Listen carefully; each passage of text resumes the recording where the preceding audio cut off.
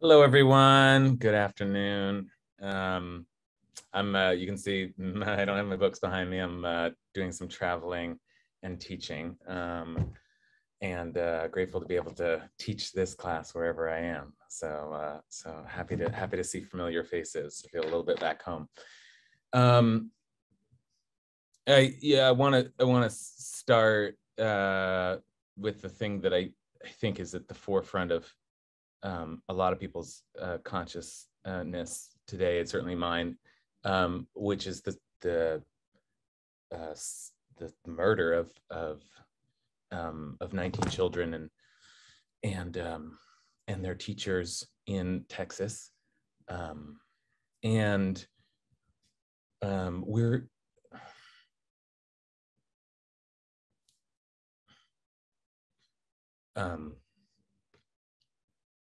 we're going to be on topic for that today.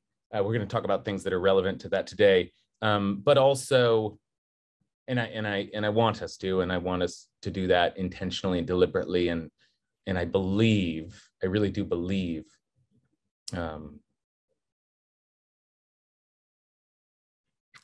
that our tradition has something to teach us, and has thought about violence. But I also believe that just generally our practice of learning Torah, whether it's directly on topic or not, is a kind of a force of elevation and clarification and bettering ourselves so that we can better the world. So what I want to do is a little bit of like not directly thinking about the issue at hand, but sort of tangentially. Although the truth is, what we'll look at today is going to be more than tangential. But I also just want to, to dedicate our learning to bringing some kind of comfort and wisdom and understanding and healing to the world. So, yeah, okay. Let's say a blessing. We'll get started. Baruch atah Adonai Eloheinu melech haolam asher kidshanu b'mitzvotav v'tzivanu la'asok b'divrei Torah. Okay, so here's where I started. I started in this week in kind of frustration, even before the terrible news of the week, because what we have this week is quite a frustrating parsha in all kinds of ways. We are reading this week the last parsha in the book of Leviticus. That's Parshat Behukotai, and Behukotai is a very difficult parsha in many ways. It's usually read with Parshat Behar. We looked at that last week, and Parshat Behar is a kind of a celebratory. It's the Jubilee mostly, short parsha, and that's why they're both put together. And actually, some of the commentators think that they actually are just one parsha, and it's the breaking up that we do rather than the putting them together. But when they are alone as they are, Parshat Behukotai is a tough one on its own. First of all, second of all, it's basically two chapters. Chapter 27 is the last chapter of Leviticus, and it just seems like it's like, et cetera, miscellaneous. It has like some tithing laws and some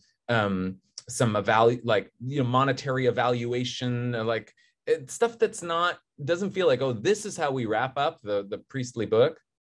But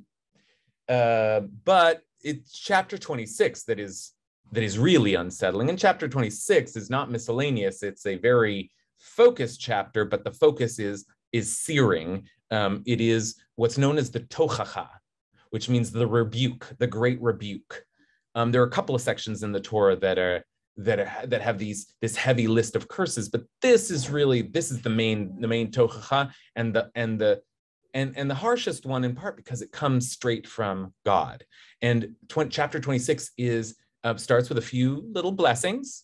If you're good, Behukotai is in my ways or in my laws. If you go in my ways or in my laws, says God, says the Torah, then you will be blessed in the following few ways, names a few ways, and then very quickly, but if you don't, you will be cursed in just a massive list of really, really like disturbing stuff. I mean, I quoted this in the podcast this week. Maybe you can put that in for us, Vera. But there's the first mention of a line that the prophets will pick up on, which is that you will eat the flesh of your sons and daughters. Like you'll get so hungry that you'll eat your own children. I mean, what kind of God? What kind of? I mean, it's a disturbing stuff, no doubt, and we can think a little bit about that together. But it's, I wasn't sure what to focus on. And, just the general question of, how can God want our suffering is a big one, but it's so big that I don't know what to do with it. And then some of the specific imagery there's really interesting stuff in there, but what does it mean that the punishments will be sevenfold, or what is it? We could focus on these things, but first of all, it would be heavy and kind of miserable, but also I didn't know exactly what to do with it. And I kept looking, I was frustrated, and I kept looking at the chapter, and I kept looking at the chapter, and I kept looking at the chapter. And then, and maybe because of what had happened, although I didn't make that conscious connection, then I noticed something. I noticed that there is a key word in this chapter, what Martin Buber called like a Leitwort, like a recurring word that is popping up again and again, and seems to create a kind of a theme word for the chapter. And that word I'll show you now. Here in the chat, I'm going to put the source sheet, and we're going to look at this chapter. We're not going to read the whole thing, but I want you to just see how the word that keeps popping up throughout the chapter is the word cherev, which means sword. Okay, so let's just take a look at how it appears, and how, above all, how often it appears. So here we are. And this is the chapter. This is like all the curses. There's just a lot of terrible stuff. But as I said, it starts with blessing. So this is the name of our Parsha, Behukotai, which they're translating here as laws or rules or ways. But im Behukotai telechu, if you follow my laws, Ve'et mitzotai tishmeru v'asitem otam, and faithfully observe my commandments, then here comes the blessing. I will grant you rains in their season. This is like the same kind of language that we see in the Shema. So the earth shall yield its produce, and the trees of the field their fruit. Lots of agricultural stuff, and you'll also dwell securely. V'yeshavtem levetach ba'artzechem. You'll dwell securely in your land. Starting to think about, as last week's Parsha did, the moving into the land of Canaan, the land that will be the land of Israel, and what will it be like there? I will, and this is a big deal, this line, V'natati shalom ba'aretz, I will grant peace in the land, and you shall lie down untroubled by anyone. I will, and some of this stuff is miraculous. I will give the land respite from vicious beasts, chaya ra'ah. And here's the first mention. V'cherev lo tavor ba'artzechem. And no sword shall cross your land. No sword shall cross your land. Okay. Now, out of context, you might say, what do you mean a sword? Just what sword? But probably some of you already have a feel for this, but even within this chapter, we can see to make reference to the sword is to make a common reference.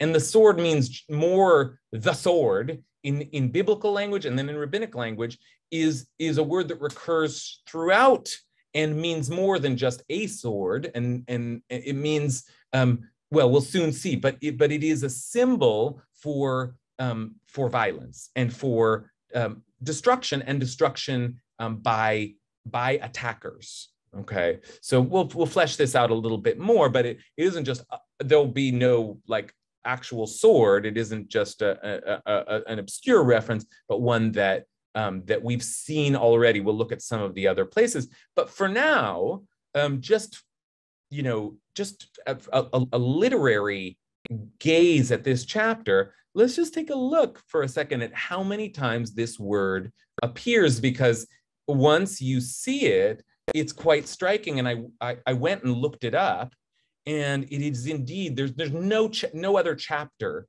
in all of the Torah that has this word in such abundance. There's no other chapter. It's a word which appears often enough, but it's not like this. So take a look here, just to see as we scroll through this chapter, this pop up again. Okay, so that was the first mention. No sword shall cross your land. V'cherev lo tavor ba'artzachem. Your army shall give this. We're still in the blessings here. Your army shall give chase to your enemies, and they shall fall before you by the sword. V'naflu lifnechem lacharev. So the vowelization can be different depending on where it's placed, but cherev, charev. Okay. That was 2 verses in a row. And here's another verse. 5 of you shall give chase to 100. This is like the kind of stuff that I was wondering. Should we try to explore this line? That's the imagery here is quite like strange and intricate. But okay, we're not going to get lost in that. 5 of you shall give chase to 100. And 100 of you shall give chase to 10,000. Seems like if you do the right thing, you'll be able to win unexpected victories, so more than you would seem capable of. And finally, your enemies once again shall fall before you by the sword. Here's the third mention. Okay. Then, as I said, just a few more blessings here. I am the eternal your God. But here's where things get bad right here. If you do not obey me, and if you do not observe all these commandments, if you reject my laws and spurn my rules, so that you do not observe my commandments and you break my covenant, that's the real concern here. You break you break my covenant. In turn, I will do this to you. And the language here, I said, we could have had a whole class just wondering why God is so vicious. But af ani eseh zot lechem. Then I in turn will do this to you. I will wreak misery upon you. And here comes the misery, consumption and fever, which cause the eyes to pine and the body to languish. You shall sow your seed to no purpose, for your enemies shall eat it. Okay, so it goes on. I'll set my face against you. I'll discipline you sevenfold. I'll make your skies like iron and the earth like copper. That's like an interesting image, but there's again agricultural stuff. And if you keep remaining hostile to me, I'll go on smiting you sevenfold. I'll loose wild beasts against you. And if these things fail to discipline you for me, and I'll remain hostile to you. But here we go again, verse 25. I will bring a sword against you. I will bring a sword against you to wreak vengeance for the covenant. Veveti alechem cherev. I will bring upon you a sword. Nokemet nekam brit, right? Because you have in revenge for your violation of the covenant. And that was the 4th mention so far in the chapter. And further down, it continues, and you I will scatter among the nations, and I will unsheath the sword against you. Here's the 5th mention. And here's the 6th mention. This is one of the most famous lines. There's a beautiful book named after this phrase. The sound of a driven leaf shall put them to flight. A driven leaf. That's a book I recommend by, what's his name? Milton Friedman, I think. Rabbi, a conservative 20th century rabbi, fleeing as though from the sword. The sound of driven leaf shall put them to flight, fleeing as though from the sword. There it is again, 6th time. They shall fall, though none pursues. With no one pursuing, they shall stumble over one another as before the sword. Mipnei cherev. And you shall not be able to stand ground to your enemies, but shall perish among the nations, and the land of your enemies shall consume you. So, terrible, terrible, terrible stuff. But I hope you're also just struck by the repetition. The sword, the sword, the sword, the sword. Okay, so we're soon going to think about what that might mean, what it might mean to bang away again and again at this image. But just one more thing to make the writing and the deliberate motif in the writing even more pronounced. There are 7 mentions of the sword, but there are also 2 more words with that same root, because the word for sword is cherev, and the word, I bolded it in the Hebrew, but not the English, the word for destruction, I will lay your cities in ruin. Ruin is the way they're translating it here. And the word for ruin or destruction is charva or charava. Okay. Vanatati et arechem charva. I will put your cities to ruin. And here in verse 33, we actually have both the words in the same verse. I will unsheath the sword against you, and your land shall become desolation, and your cities a ruin. So here you have varikoti achrehem charevs, the sword, vaitar tzechem shmama, varechem yu charba. Okay, so that's with those two, that's 9 times in this chapter, again and again, with the sword, with the sword, with the sword, with the sword. Okay. Now, so that already is just as a point of literature is worth reflecting on. And in some ways, I could just turn to you and say, what do you make of, why is this such a prominent image? But I don't think we yet know exactly what to do with it because, okay, great. So the word sword is there a lot. What does the word sword mean? What is the context? And I've already alluded to it, that it isn't just a sword, but it is a kind of reference point for battle and attack and sometimes even legions or armies, but to give one very vivid example of it. So we have it in our minds as we begin to think about what it means to recur back to this image. There are many places that we could look in the Torah, but one of the first places where we see people, it's usually translated, put to the sword, is in the story of the Assault of Dina, Jacob's daughter Dina, and the revenge that her brothers Shimon and Levi take upon Shechem, the town where she was, the town whose, I don't know, prince or whose kind of chief family had taken her and afflicted her, often we presume raped her. Okay, so here's just an example, so that we can think about what it means for this word to be used in context. So on the 3rd day, when they were in pain, they asked everybody in the town to circumcise themselves as a way of creating a covenant, but it was just a scheme. It was a trap. And then Shimon and Levi, 2 of Jacob's sons, brothers of Dina, each took his sword. Ish charvo, a man and his sword. Each took his sword, and they came safely into the city and slew all the males, killed all the males. The argu kol zachar. Okay, and they put, here's that phrase, putting to the sword. They put Hamor and his son Shechem to the sword, took Dina out of Shechem's house and went away. And the language here is they took Hamor and his son Shechem and they killed them lefi charev. And this is a common phrase, put them to the sword. But literally this word means mouth, lefi charev. And it's one way of describing the blade of the sword. A sword has 2 mouths or 2 blades, right? So put them to literally to the blade of the sword. Okay, so that is the classic image of the sword, putting people to the sword. Okay, and that was the great weapon of war in those days. So that should be in some ways straightforward enough. So I'm soon going to look at how our sages and our tradition reflects on this image, but I'd love to just hear you reflect on it a little bit first.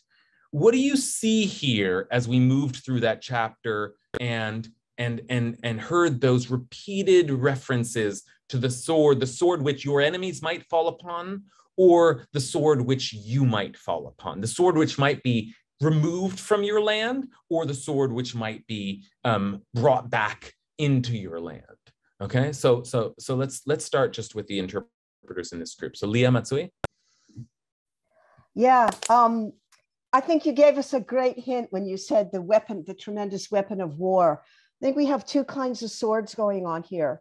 One sword that if we obey the covenant, follow the Brit, we can use to make the land fertile, which is the plow.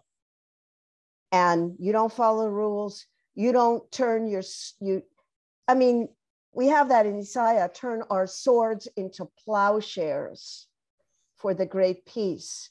But here, I think there's a contrast between the sword that Hashem can use against us if we are disobedient, or the sword that we are allowed to use, the technological genius of the plow, which allowed for us to eat and live and our population to really grow. Okay, that is a wonderful analysis. And Leah brings us immediately to the end. This is actually the last source that I was going to show, because it is maybe most famous, one of the most prominent uses of the sword, and that is by Isaiah. And many of us know this. We sing songs to Lo Yisa Goy El Goy Cherev. That's that word. Nation shall not take up Cherev, sword. So this is the great vision of Isaiah that hopefully we'll end with today. But God will judge among the nations and arbitrate for the many peoples, and they shall beat their swords, there it is again, into plowshares. V'chittu charvotam li'itim. Okay, and their spears into pruning hooks. So, but what Leah's done here is to say, the vision here is that the sword will finally disappear from the land, but also that there are other uses for metal. Damn it. You know, there are other ways that this implement could be used for giving life and goodness unto the world, and you have fashioned a sword into an implement of death.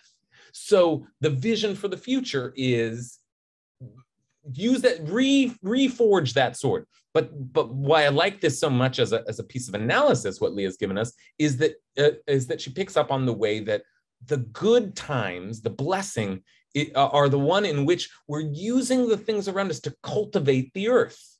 The plow, that's what you should be doing. But when things go bad, when things go awry, you take those same, you imagine people with pitchforks. You take those same things and they're used differently. So blessing turned into curse with the same implement there. So that's a great first analysis there. David Kurtz. So Hashem doesn't use a sword. People use the sword. Angels use the sword. So to me, it's, God uses plagues. God opens the earth. That's how he gets revenge, and that's how he shows his displeasure. It's the people that use the sword. So to me, it's a warning of the natural law of how man will turn upon man if you don't follow my plan. Good. Now, this is a really important point, and what we'll turn it into a question. Like, it's a good question, because we have to wonder, like, who's wielding sword against whom?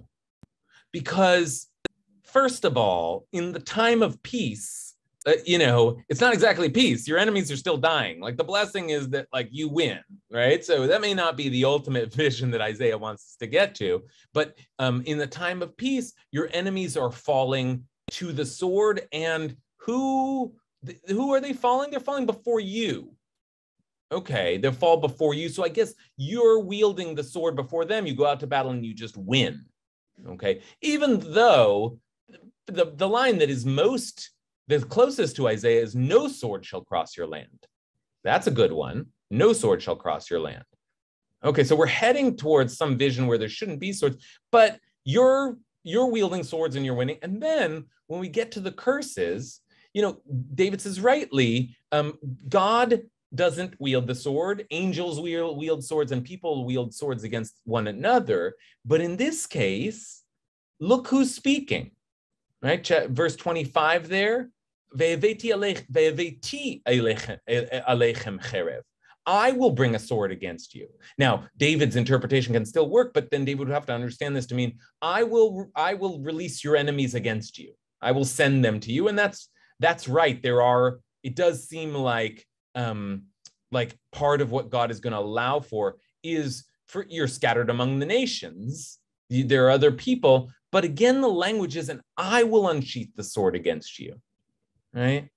Okay, so whose sword to whose sword do we fear? Who's going to wield this sword against us? The easiest, like most straightforward understanding of it is either you'll win against your enemies or they'll win against you.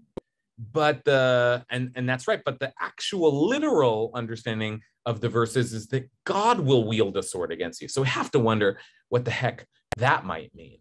Okay, Wayne Slavitt.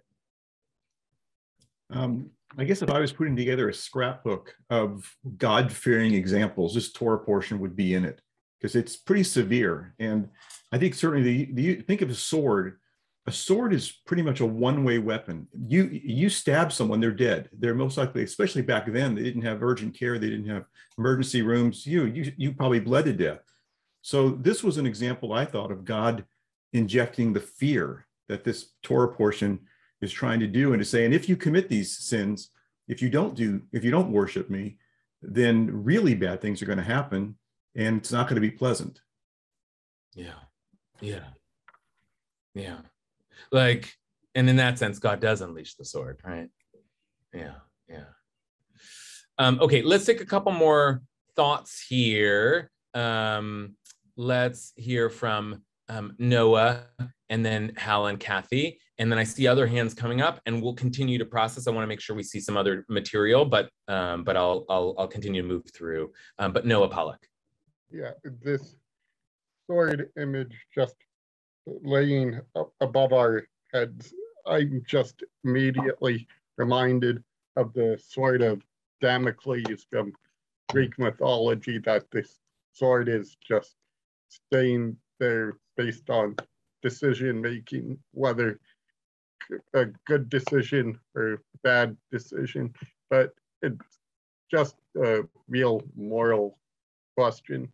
What we have these choices in front of us, this moral choice of following God's ways or not, and then getting thrown to the sword or to the wolves or to whatever bad thing is going to happen. But it's really just conflict, guns, war, all these things, thinking of rest of today.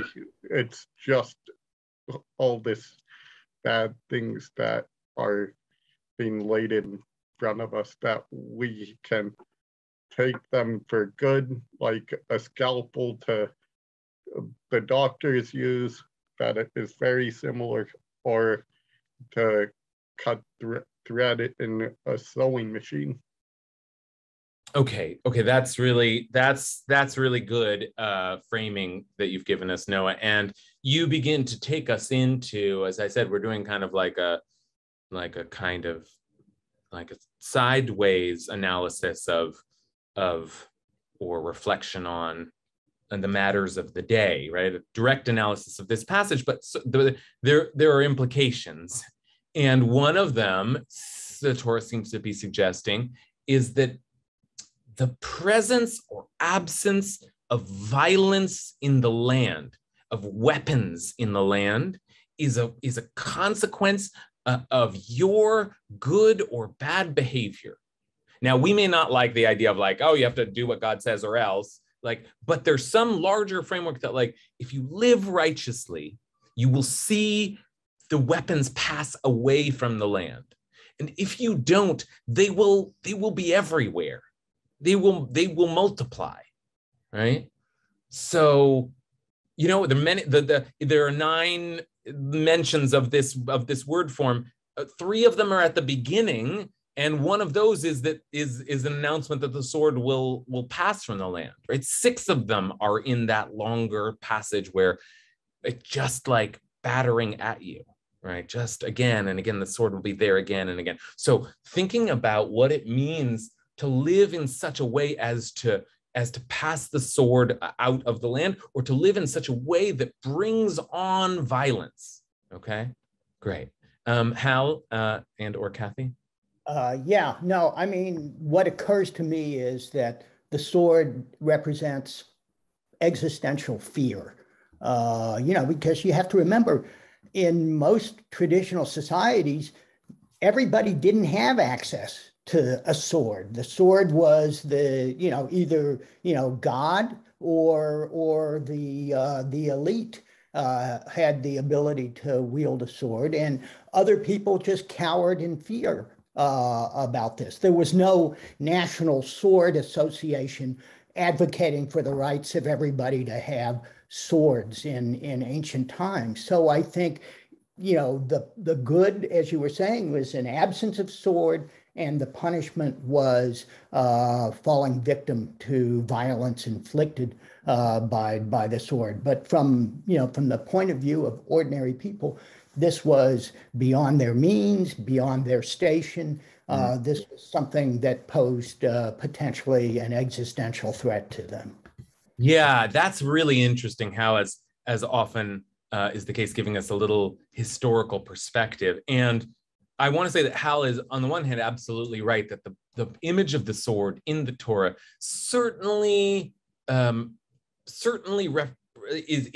a symbol of power.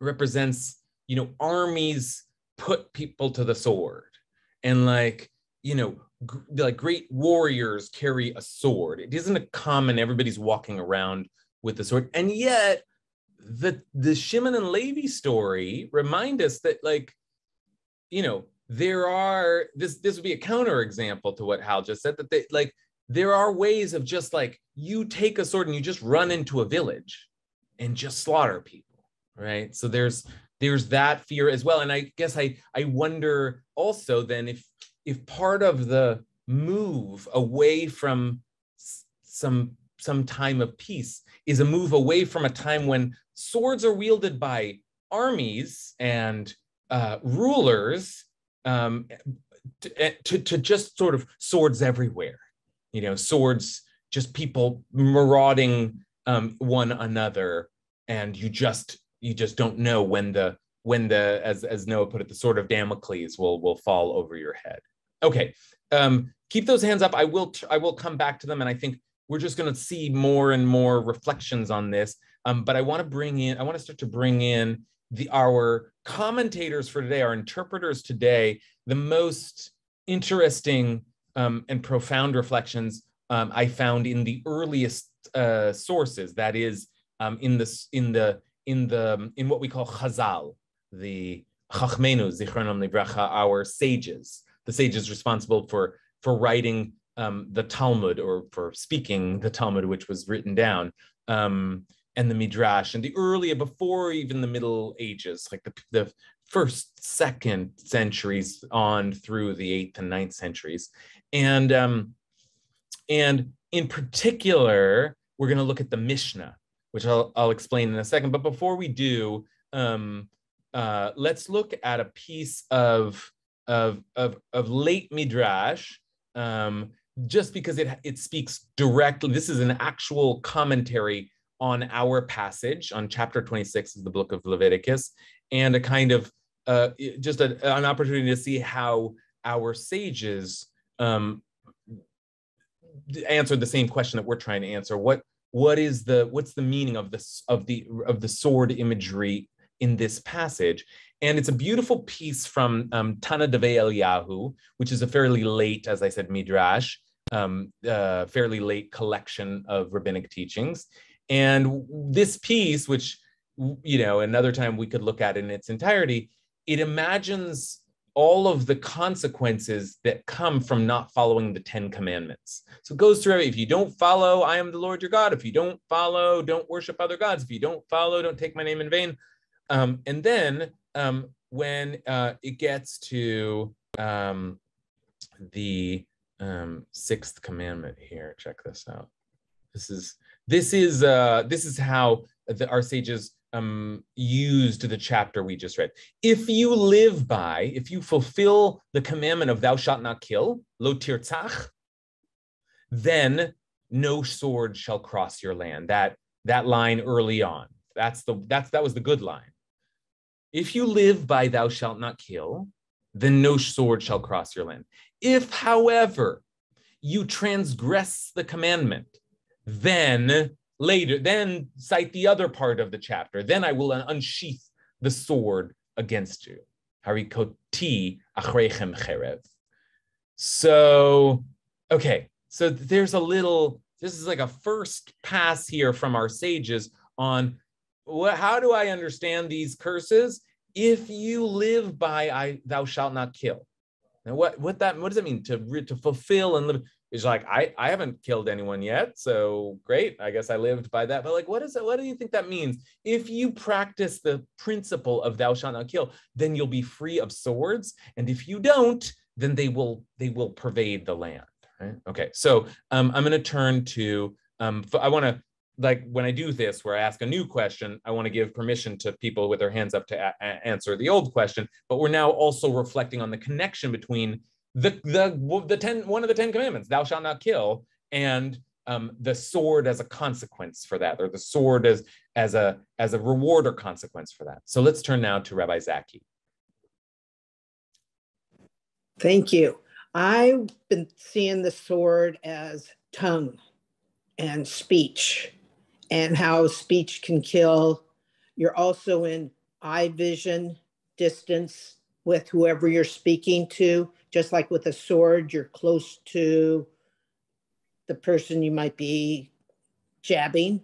Mm. So if your speech is respectful, great. If it is gonna kill, speech kills, and it stays with you, stays with the recipient of that. So it might turn around that God will speak to us in harsh language because we have spoken in whatever way to others. And that is also how we're going to go into the land. We have to be careful on how we treat others, because it could be the sword from our mouth. That's interesting. Okay, that's interesting. Really getting kind of like metaphorical here. What is it to slice and to cut and to damage others, and what other implements could we use? And in some ways, Rabbi Zaki is just picking up on we noted this earlier, lefi cherev, right? By the mouth of the sword. And that language of mouths and consumption and eating is indeed language that we use to signal destruction. I mean, I think we noted this at the very last verse in this. Va'avadetem b'goyim, you perish among the nations. Va'achla etchem eretz oivechem, and the land of your enemies shall consume you, literally eat you, right? So if destruction is consumption and a sword has a mouth, then like, what does it mean for a sword to come through with its mouth and consume you, right? Devour you. The sword as a kind. And if there's a mouth that's devouring, how else might we think of a form of human consuming, human beings consuming one another, right? And one's tongue is the shape of a sword. When you think about the shape of the tongue, which enables us to speak, it's like the shape of a sword. Right. We sometimes say a forked tongue, but here it's like a knived tongue or a sworded tongue. Yeah. Okay, great. Alexandra Goldman.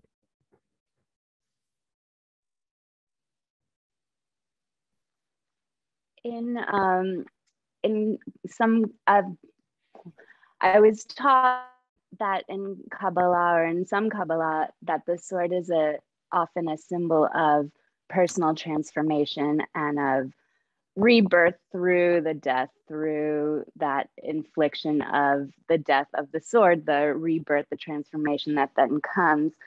And this sort of links to Leah's comment about turning the swords into plowshares, and also how you said that the section that you read at the beginning is reminiscent of the Shema. And if my memory is correct, there's a section, and I don't know if it's after this or not connected in space of the Torah to this, but though it's connected to the Shema in that there's sort of the remedy for all these curses comes if you, and I'm misquoting, but the essence of it as I understood it was, if you find your way to love everything, that's your path back to God. And that being part of the Shema, that love God is one, God is everything, like with your heart and every fiber of your being. Not being very cogent, but this idea that when, like, the sword is a symbol of personal transformation, and that when we heal our own anger, there's less anger in the world.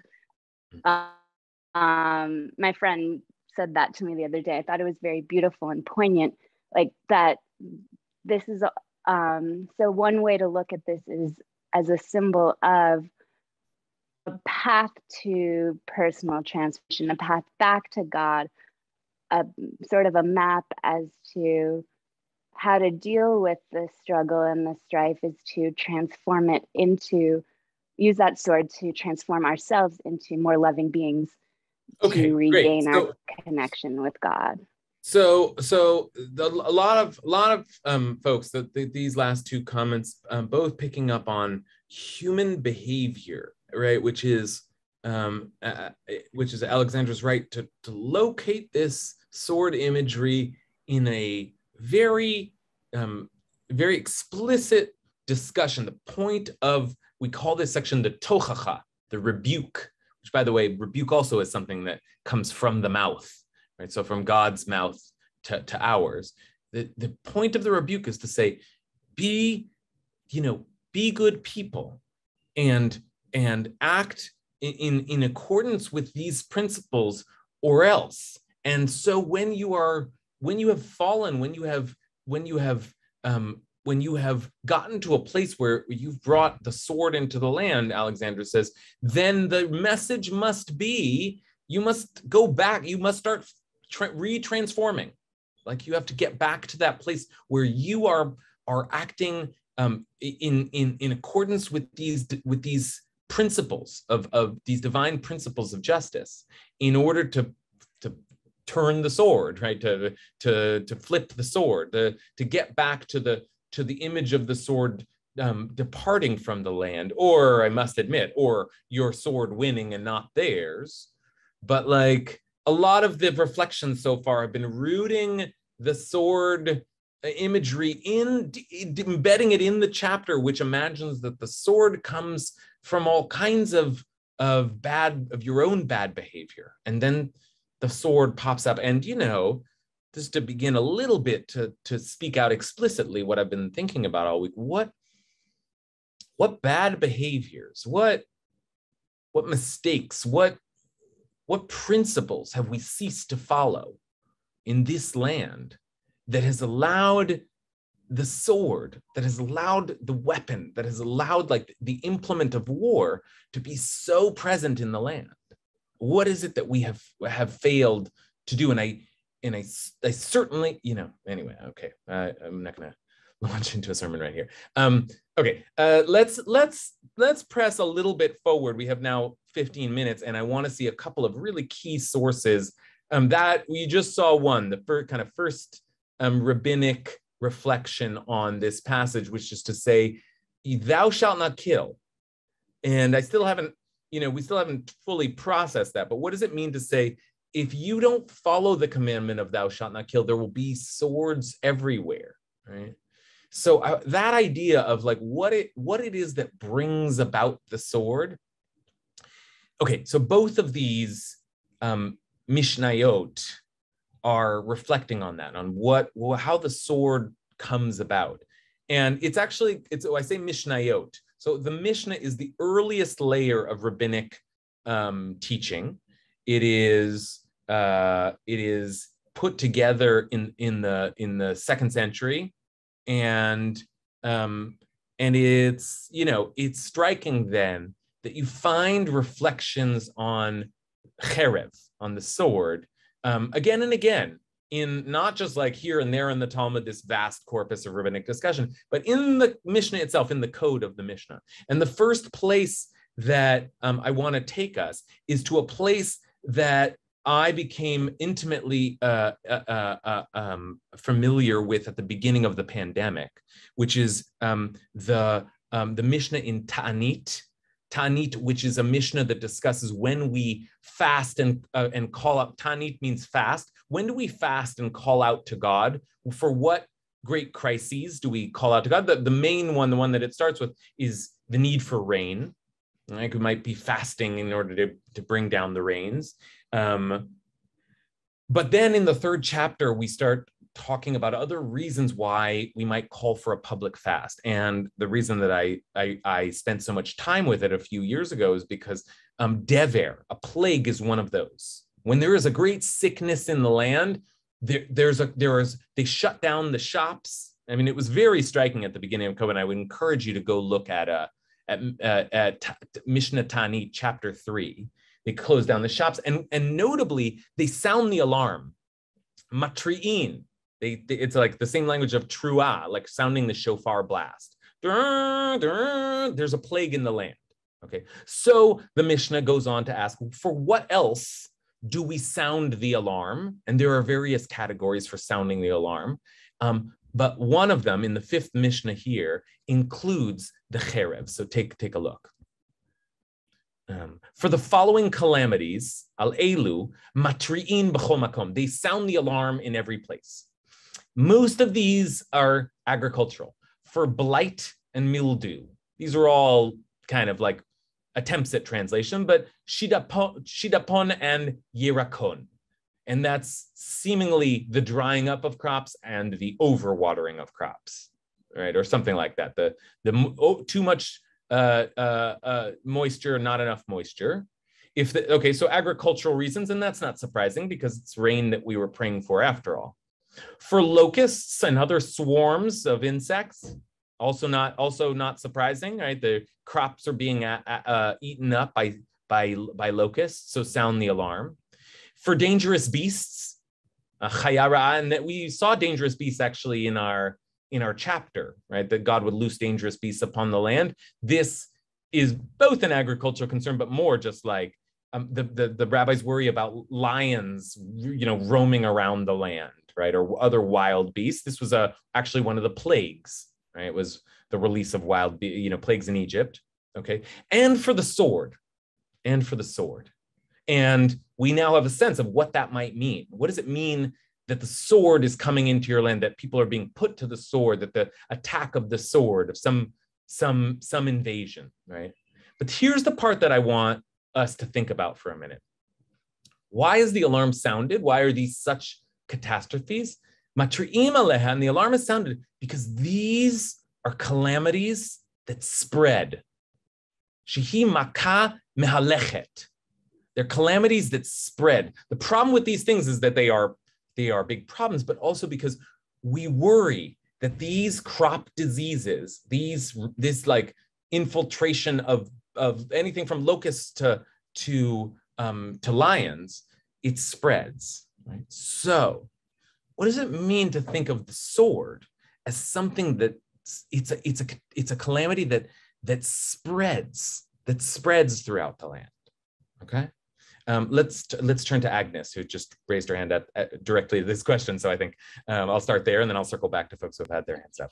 Well, it's so fascinating to put the sword in the context of that, because I was thinking about sword as a force of destruction compared to like fire or flood. These are things that are just like totalizing stuff that just swallows, and a sword is so focused on intention. Like you sort of swing a sword at something, and it's seems like such a directed and specific form of violence, but so much of the original passage is about pursuing and not overtaking versus overtaking, and fleeing when there's actually no sword. So it feels like the kind of sword that we're talking about here is a sword where like there's a mismatch between intention and outcome, where there's like some anger that overspills and seeks outlet in this kind of violence, but doesn't land with the precision of justice. There's like some fear that like sends us running wherever we are, like the fear that dominates our consciousness when there's no actual specific cause for it. And so it feels like the reason when sword spreads, it seems to me it would be about when there's this mismatch between intention and result. And because sword seems like it's also an imagery for justice, where there's like a very specific slicing, I don't know, there's something there. That's very helpful language that you're using. It's like the mismatch between your attempt at precision and the way that it just spills over. There's something about this violence. This is not a murder. This is not an execution. This is like, it's spreading. It like, you can't contain it. Their violence is just sort of, again, marauding through the streets, through the land. There, you have to be careful because it could strike you at any time, because it's not precise, it's not contained, it's like wild beasts. It's just roaming, right? And that's the kind of violence that we're worried about, is the kind that, the kind we're worried about in our society that could like pop up at any moment, anywhere you are, I'm teaching this class from a school, from an elementary school, right? Like somebody let me use their office in an elementary school. Like, these are the places that we're worried about violence spilling over. This is not like on the battleground, this is anywhere. Okay, Matt Silverstein. What's been on my mind is that swords are used, but there's an arm and a hand involved. And in the past, God's arm and hand was protecting. And that there's the contrast between the protection of an arm and a use of a sword in there. And then I was also thinking that God, when we see him act, doesn't use swords. God uses brimstone. God uses floods. God uses, those are more, but this is a thing that's held, that's specifically used. It's a tool that does that because of the hand. And therefore intention that connects directly to what Agnes was saying, but Agnes said it first. Anyway. Yeah. Well, look. What I love about what you're saying distinctly is that we talk about the hand of God, but when God doesn't interact with God's hand, whatever that's a metaphor, obviously, but now there's a tool in between. There's something that hand seizes, and it's like, there's a way in which like the sword, and therefore, violence in the land is a kind of intermediary, is a kind of a secondary force that like God is, disturbingly, I don't mean to wash this away, God is summoning and using, but it's like that kind of destruction. We are worried that God will unleash it. God is threatening it, but it will take place in the form of a secondary tool. That kind of destruction happens through human beings, right? The greatest horrors in our history are the ones that we wonder why God didn't stop, surely, but they are the ones that human beings have perpetrated on one another, right?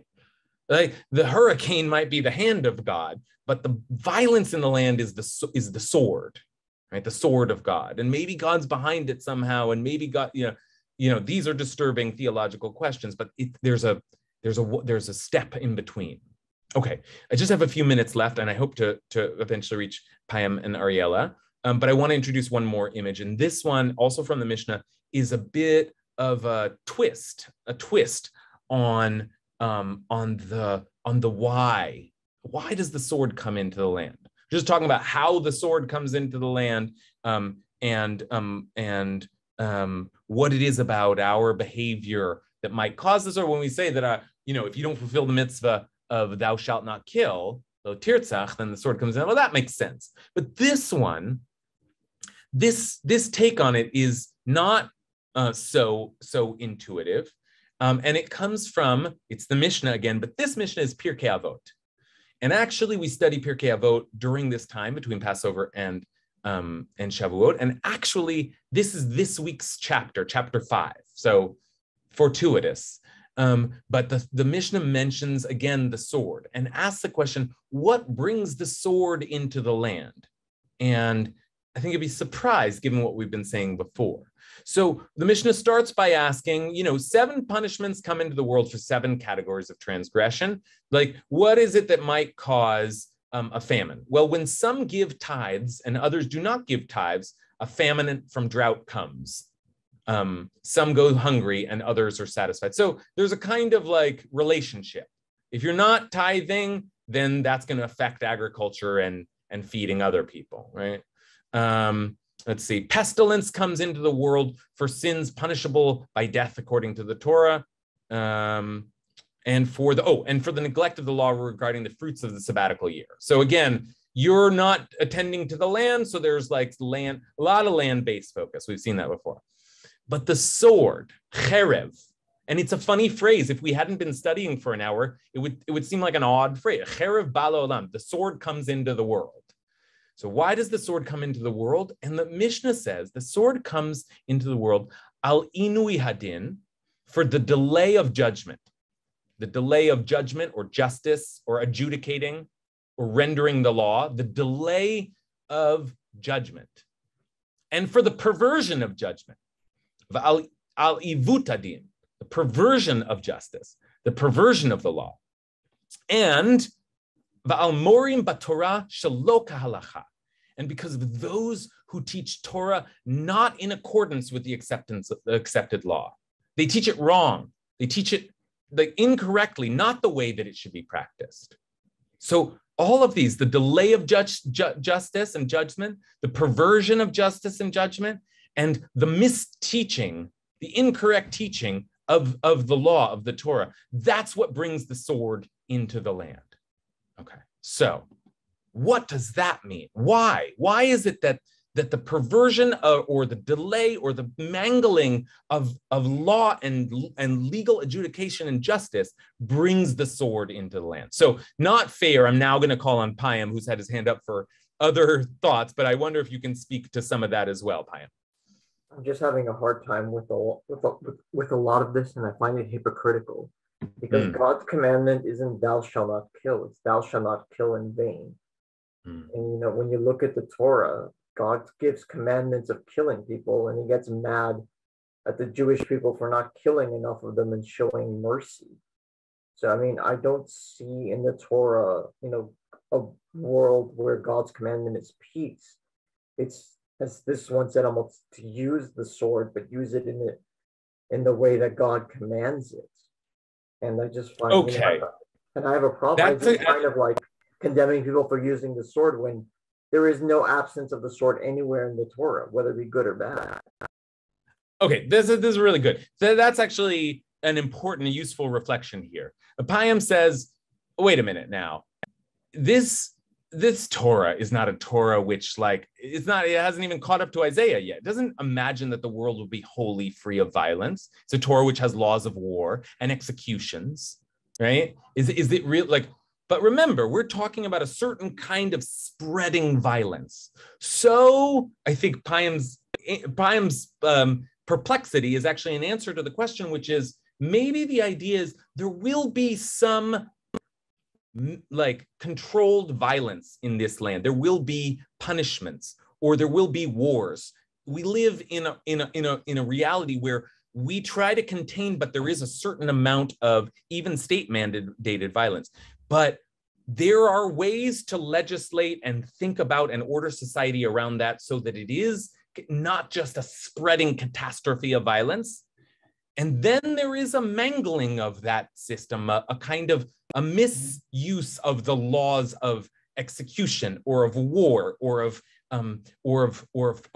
gun permits or of that allow for a are we all people who think that hunters shouldn't have guns? I don't know. We have different opinions on that. But is there a law that is so mangled that now everyone can have a gun and now violence is spreading throughout the land? There's a balancing act there that Payam's pointing to, that maybe the Torah is not just saying let's all live in peace forever, but actually let's be careful about how we legislate in this land so as to keep violence contained. But that's one pass at it. All right, Ariella, very quick. You've had your hand up patiently for a long time. I want to just give you the last word here. Can't hear you. Well, to me, when I think it's like now You could be afraid to go to shul. You're afraid to go to the movie theater. People are afraid to send their children to school. It gets to a point that fear comes into play here as well. And I mean, I think there is a time and a place for everything, and then things get out of hand. Okay, good. I want to place these comments. I'm going to stack them on top of Payam's comments, and to remind us that what we're talking about here, what we've been talking about the whole time, Ariella reminds us, is not exactly violence, the presence of violence, but terror, terrifying violence, unpredictable, any moment could explode, any building could have a shooter, any time you go out to the movies, you have, I hate to terrify us, but we should be terrified, because that's what we're dealing with, is the sword is just careening through the land. And are there laws that could stop this? Are there laws that could protect us? Are there laws that could not necessarily bring us to the vision of Isaiah? Maybe we're not there yet, but are there laws that could contain the violence so that it wasn't just unregulated, unmitigated terror? Okay. The last thing that I want to read is just the first mention of the sword in the Torah. The very first sword is, I like to do that. Where was this word first used? Because I think that does some defining. And the first mention of the sword in the Torah is there at the exile from the Garden of Eden. Right? So the eternal God banished them from the Garden of Eden to till the ground from which it was then taken. Adam and Eve have been cast out. Humanity was driven out. And east of the Garden of Eden, Steinbeck borrows that phrase, were stationed the Kruvim, and the fiery, ever-turning sword, to guard the way to the tree of life. The sword is what blocks us from the Garden of Eden, and the sword is what blocks us from the tree of life, And the tree of life for us in this tradition is the source of life and wisdom. We refer to the Torah as the tree of life. The Torah is the tree of life. So you see how it works when we teach Torah incorrectly, when we mangle the law, when we delay the law, then the sword comes into the world, and the sword then blocks us from the Torah. The sword then keeps us from wisdom, keeps us from justice, and it becomes an endless and this is the word, and a vicious cycle. So I just close with the prayer of Isaiah that we beat our swords into plowshares, and that this nation shall not know war anymore, but that most of all, this nation will stop lifting the sword up against one another. So see you next week.